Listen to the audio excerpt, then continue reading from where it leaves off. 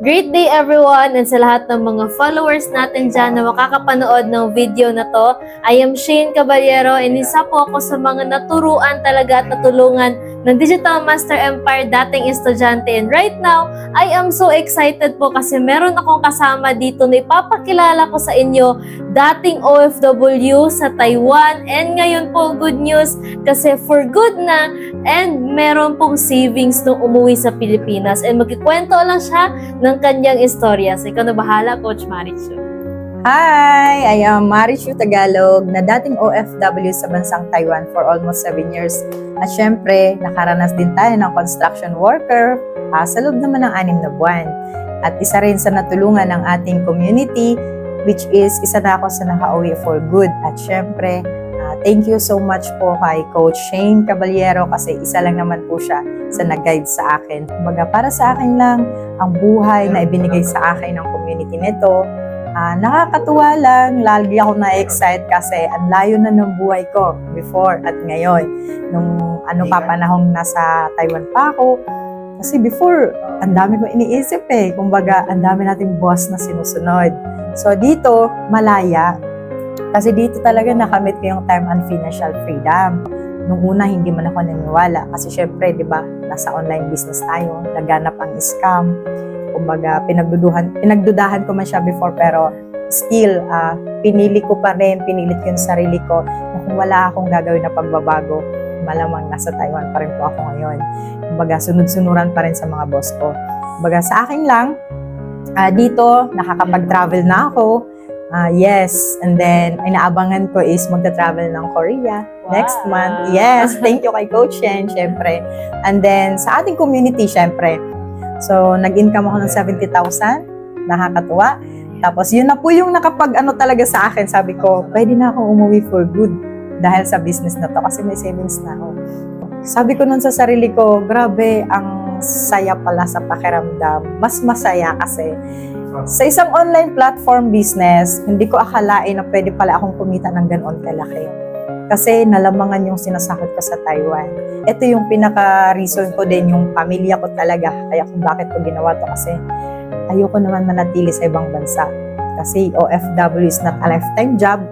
At syempre, sayang po yung oras na lumilipas, yung pagkakataon. At ilang holidays, Pasko, birthdays na hindi ko po sila nakakasama, especially yung mga magulang ko kasi tumatanda, na hindi ko po sila nayayakap. Kumbaga, ito talaga ang ginawa sa buhay ko ng online platform na ito. Grabe, yung negative lang naman noon, pero naging positive yung mindset at ngayon, naka-away for good, nakasama yung coach, especially yung buong community na dati sa online, sa Zoom lang ako nakaka-attend, pero right now, personal na, syempre grabe, no? Kumbaga dito nakasama ko rin yung pamilya ko at syempre nang dahil sa VIP. Ito po talaga yung nag-push sa akin. Nasa Taiwan pa lang ako, ginawan ko na ng paraan, makapag-VIP ako kasi nung pinakita sa akin ni Coach Shane kung paano ang VIP, nung naintindihan ko siya, mas lalo ako nanggigil na kailangan gawin ko yung VIP na yan.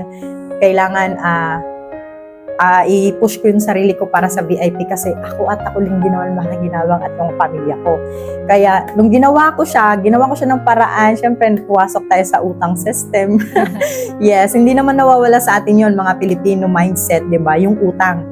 Di baling mangutang ka basta para sa negosyo. Kasi ang negosyo na to, ito yung makakatulong sa'yo. Kagaya ngayon, na isa ako sa natulungan talaga. Kung isa ka man din sa nasyura ni Coach Shane, kung na-share din niya sa'yo yung VIP, i-push mo lang din sarili mo.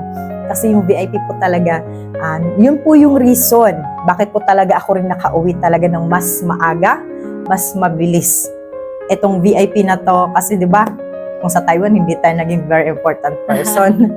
So dito sa community, lagi tayong nare-recognize at dito naging very important person tayo. Kumbaga, iba ka kapag na-VIP ka talaga. So, para sa akin yun lang naman din, syempre, na-share ko lang, hindi ito sa pagmamayabang, pero para sa akin is, sana na-inspire ka din sa buhay ko. Kasi yung dating construction worker sa Taiwan, yung dating factory worker sa Taiwan right now, mukha pa bang construction worker? Ay, hindi na.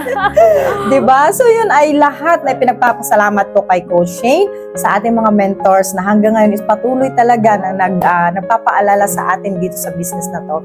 At kung hindi talaga ako nag-decide noon, hindi ko mararanasan lahat ng ibinigay sa akin ng community natin at ng business na ito. So, para sa akin, thank you so much kay Coach Shane. Thank you so much, Coach Maricho, sa grabing inspiration and sa lahat ng mga OFWs na makakapanood ng video na to or even ikaw, empleyado ka ngayon dito sa Pilipinas, I hope na inspire ka at kung nangyari sa kay Coach Maricho, nangyari sa akin, kung may nauna, may kasunod at sana ikaw na ang next.